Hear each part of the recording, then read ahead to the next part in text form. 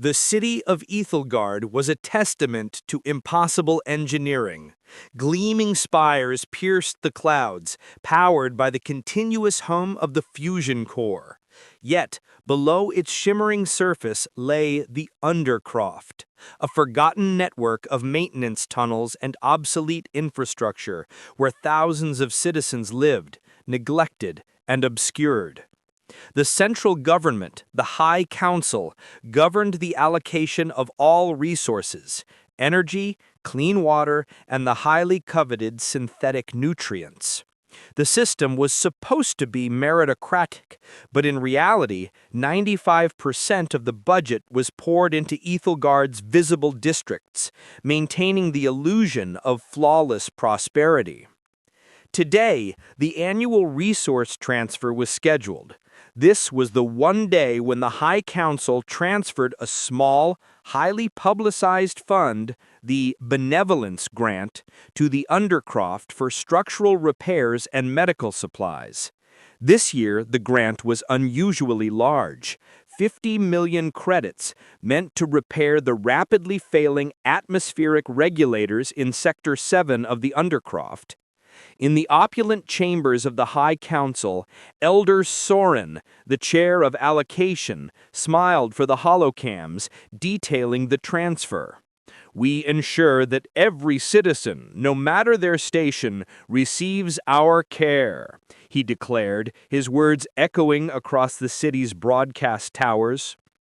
Meanwhile, 3 levels down in the Central Processing Unit, CPU, an Undercroft technician named Zila watched the feed with a bitter expression.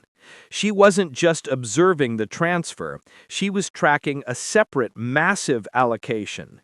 Simultaneous with the Benevolence Grant, a sum of 500 million credits was being automatically routed to Project Elysium, a multi-year endeavor to build a recreational sky park for Ethelgard's wealthiest elites.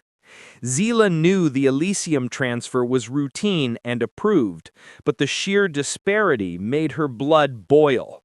50 million for survival, 500 million for leisure.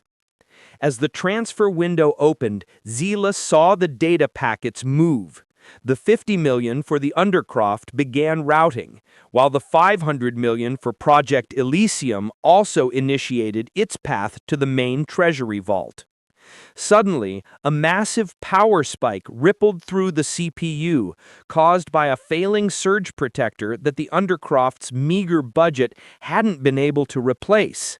It was nothing major, just a sudden, powerful clunk, but it was enough. The surge, momentary and fierce, caused a cascade failure in the system's primary routing matrix. The two simultaneous transfers, the 50 million and the 500 million, collided. The system didn't lose the money, but it catastrophically misrouted it. The 500 million credits intended for the luxury sky park were immediately, irretrievably routed to the budget designated for the Undercroft. And the 50 million credits intended for the failing atmospheric regulators of the Undercroft were instantly, permanently routed to Project Elysium. The resulting panic was epic and twofold. For the Undercroft, the unexpected influx of 500 million credits was initially caused for wild, unbelievable celebration. They suddenly had the funds to repair everything: air, water, transport, and hospitals. But as Zila rushed to check the sector regulators, she realized the terrible irony. The specific 50 million required to fix the immediate critical fault in Sector 7's air filters was gone, rerouted to a luxury project.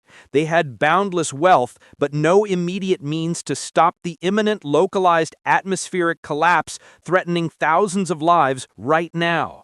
The wealth was useless against the immediate need. And for Ethelgard and the High Council, fury was the only word. The The 500 million credit transfer was essential for Project Elysium to meet its construction deadline. Without it, the project halted, contracts were broken, and the entire high society fiscal structure around it crumbled, triggering a swift financial panic among the elites. To add insult to injury, the High Council now had 50 million credits designated for building a sky park, but those funds were critically flagged for atmospheric repair. They couldn't touch the money without admitting they had diverted public health funds, a scandal that would tear the council apart. The sudden, chaotic rerouting, here it was needed, had given the Undercroft overwhelming wealth but immediate death, and the council overwhelming scandal but no funds for their prestige project. It was catastrophic, simultaneous bad news for both the haves and the have-nots, proving that in Ethelgard, money rarely ended up where it was needed.